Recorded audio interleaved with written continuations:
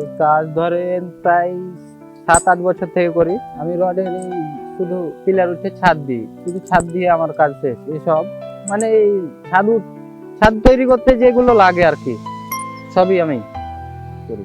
Income করার মানুষ দুইজন, আমার বাবা আর আমি। তাতে বাবার বয়স হয়ে গেছে, হয়তো মাসে 15 দিন কাজ করতে পারে, না হলে আমি। বাবা কৃষি কাজ করে। আমার আব্বার মাসিক ইনকাম 6-7 হাজার টাকা হবে।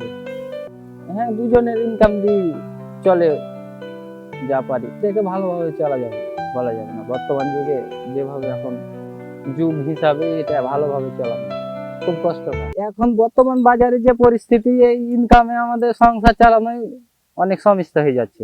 বাজারে গেলেই মনে করেন দিনে যা খাটি সংসার খরচই সব শেষ। আনুমানিক ধরেন 13 থেকে 14 হাজার টাকা। এই কাজ করে বর্তমান এতে কিছু জমানোরই না, কোনো রকমে সংসারটা চলে। সংসার চালানোই টান হয়ে যায়। তো জমবে কি একটা ছেলে? কষ্ট করে হলেও খায়া না খায়া হলেও মনে করেন বাচ্চাকে পড়াবো।